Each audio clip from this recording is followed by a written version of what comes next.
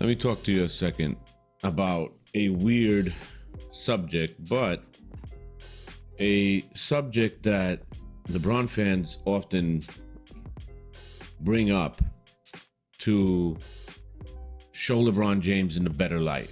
So the subject is about comparing the 2009-2010 Cavs to the 2010-2011 Cavs. I was in a conversation with a LeBron James fan, and he was saying that look at how great LeBron James is when he left the Cavaliers to Miami. The season before they had 61 wins, and the season after they had 19 wins. And yes, that was a very big part of it. But then they never bring up what else changed on that team. They make it seem like everything else stayed the same. Unfortunately, that's not the case.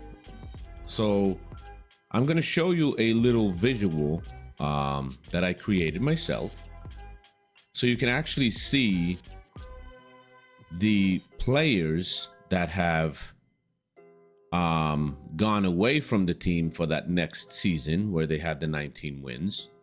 And I'm going to mention some other changes that were that happened in the team. So here is the visual. And as you can see, LeBron James is the first one that actually left. He was averaging 29.7 points. And he was the one that left, the main piece that left from that team. So now, if you look at the other players, Delonte West was a decent player, averaging about 9 points a game, and he was a pretty good defender. Shaquille O'Neal, he was 37 years old by then, but the season previous to this one, he was averaging almost 18 points in Phoenix. So he averaged 12 points for the Cleveland Cavaliers during that 61 wins, but it was his presence, it was his experience, it was his leadership, veteranship, whatever you may say. He's a 4-time NBA champion. That's a huge loss for the team. Zydrunas Ilgauskas, who played in the Cleveland Cavaliers for years, a very important veteran. He wasn't playing a great role anymore because the center position was mostly Shaquille O'Neal and Anderson Varejao at that time. But Zydrunas Ilgauskas was another very important veteran that was on that team. Then you got Sebastian Telfair. Sebastian Telfair was young at the time, but he was a decent point guard substitute off the bench. Almost 10 points average. That was definitely a plus. Then you got Danny Green. Of course, we know him from San Antonio mostly. Danny Green didn't play a big role, but he was the one that disappeared as well. He was young at the time, so he wasn't the Danny Green that we know from the San Antonio Spurs, but he was already a pretty decent defender. And the other three guys, Darnell Jackson, Cedric Jackson, Kobe Carl, those are guys that didn't really play any role, but they were just on that Cavs team from 2009-2010. Simple as that. So a lot of these players by point totals might not look like something very important, but that's where the knowledge of basketball comes in, and LeBron James fans certainly lack it. You cannot replace experience. You cannot replace championship experience. You cannot replace veteran experience, a certain culture brought to the team, an approach, holding people accountable and things like that. You cannot substitute that. They just see LeBron James, they just see a stat, and that's pretty much it. That's LeBron James fans. That's how simple they think about basketball. That's why, their opinions very often are not that great.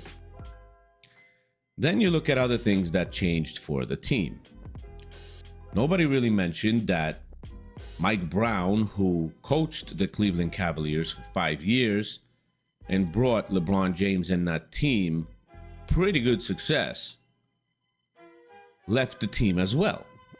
So the stability of the coach was removed as well. A coach that had experience with the team, a coach that had experience with the players on that team. And those players were familiar with a certain system that was played and all that other stuff. But that wouldn't have mattered for much, you could say, because 5 players from that 15-man roster, and I'm talking about Sebastian Telfair, Zydrunas Ilgauskas, Shaquille O'Neal, Delonte West, and LeBron James, they left as well. So no matter what happened, a lot of players just left. It wasn't only LeBron James. LeBron James didn't give you 42 wins on his own that they were missing the next season. Then you had a player as a coach come in, Byron Scott. Now, Byron Scott, it was the first time with that team. He did not know the players. He was implementing a new system. Everything completely changed for that team. And then he didn't have many veterans on that team. I mean, the only veteran I can pretty much point to, Antoine Jameson, who was becoming an older guy by then. Anderson Varejao, he was a good defender, good rebounder. That's not somebody that you're going to depend on scoring points for you. Antoine Jameson picked up a little bit. I can't say no, because he was scoring 3 points more the next season, as you can see. But who else? Ramon Sessions was a decent player over his career, but Ramon Sessions was super young then. He didn't have anything yet. Baron Davis was 32 years old by then. His career was coming to an end. There was a lot that changed for that team. And it was not only LeBron James. LeBron James was a very big part of it. Don't get me wrong. I'm not disputing that. But there's a lot more to understanding basketball and how teams work and how the whole chemistry of a team is than just looking at one player being there one season and then just disappearing, and everything else just does not matter. It doesn't work that way. I mean, but you can talk to LeBron James fans nonstop and explain all this stuff, and they still won't understand. And it's kind of sad. But I wanted to bring this up because, like I said, I had a conversation. Once I mentioned all this, there was no response anymore. Because they never take any of this kind of stuff into consideration. The only thing that matters for these people is LeBron James. The team doesn't matter. The coach doesn't matter. His teammates don't really matter either. Unless they're superstars or something at the top of their game, then maybe, they'll take them a little bit into consideration. But if you look at these two squads, they're much different in the players that actually played minutes and scored points. Even if you look at the total points scored on the bottom, that's circled for the whole team. The previous season, the good season, the Cavs were averaging 102 points. The next season, they were averaging 95.5. And of course, like I said, it wasn't just because of LeBron James. It was the whole system. Shaquille O'Neal gave you the experience, gave you more spacing, gave you a lot of different things